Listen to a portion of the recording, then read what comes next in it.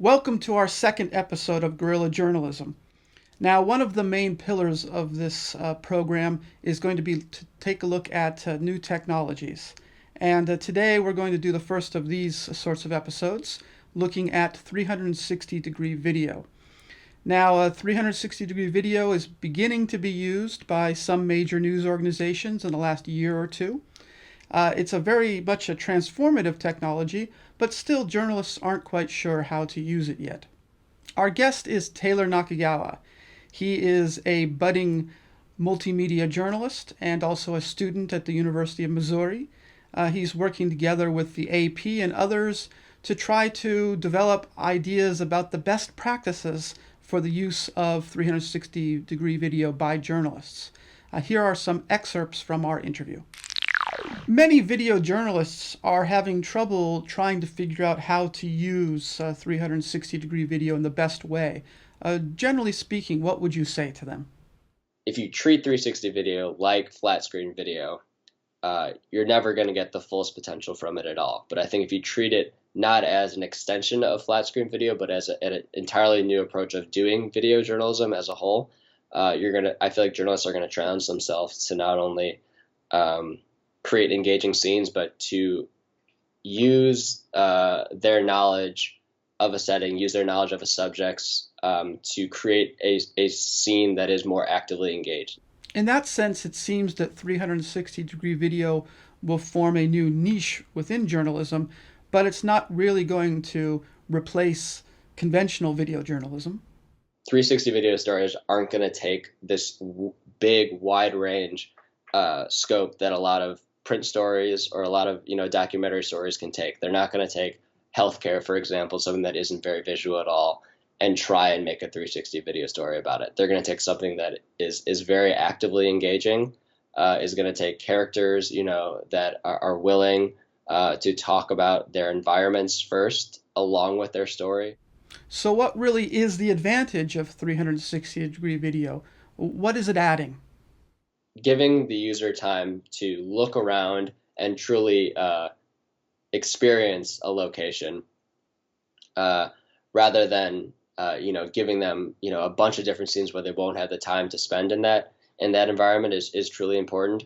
Something that has thrown around in the Journalism 360 community a lot is that location is another character in your story as well, and that by thinking about location as a character in your story, you're going to want to include that location and make sure that one user is able to really feel immersed in that location is truly important to a 360 video story.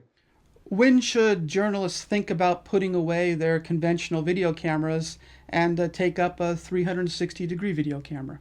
With 360 video, I found the best settings for this and the best kind of stories used for this technology are ones where there is action going on. And that doesn't mean it needs to be like a concert or like a riot or something like that, but it's something that you can physically engage in. So when you just show city council meetings on TV, it looks like CNET, and just adding 360 video to that really doesn't do much to it.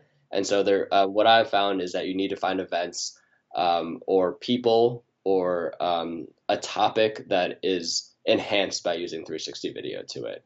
I think that is where the whole platform first part of my education comes in. We're thinking about stories that are enhanced based on the tools that you're using to tell them.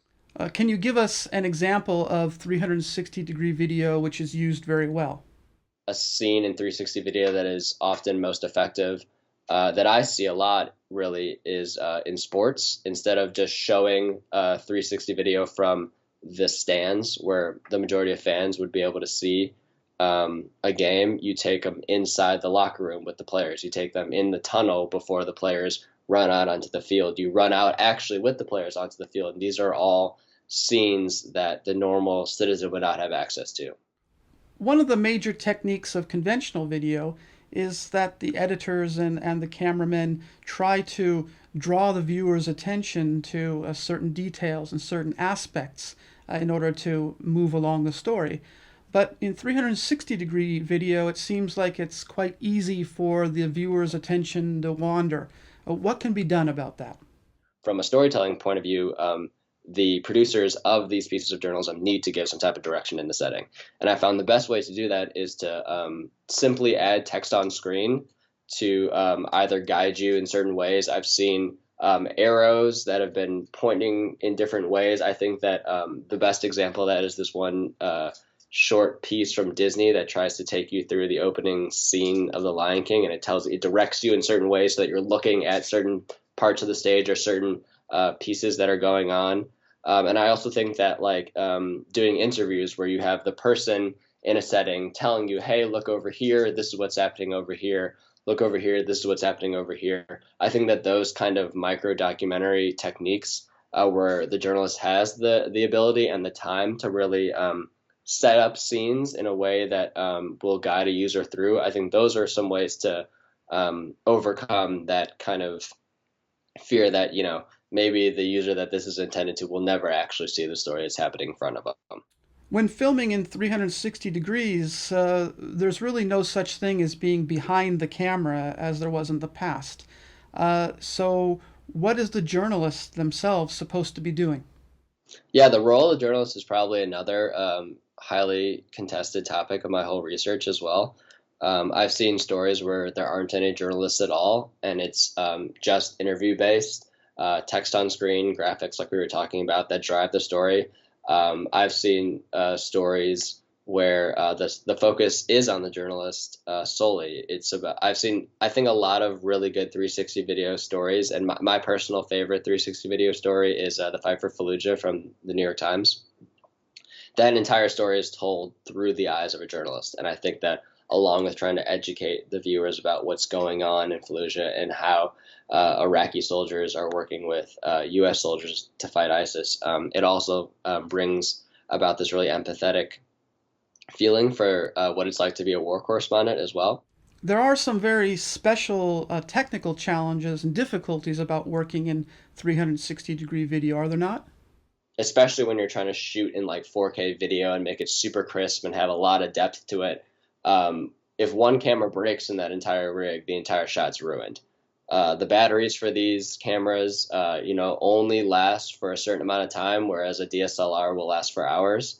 And I think because a lot of the times, high-end VR companies are taking 6 different 4K files, crunching them down and trying to edit them down, it forces them in a bad way, really, to stage whole environments and whole shots. They're asking their subjects to say certain things in certain times. They're asking them to act in a certain manner. They're asking them to, walk by the camera in a certain manner. They're asking other people in the setting, in that setting, to act in a certain way. And I think that really takes away from the independence and the respect for autonomy that I think is at the core of a lot of journalistic teaching.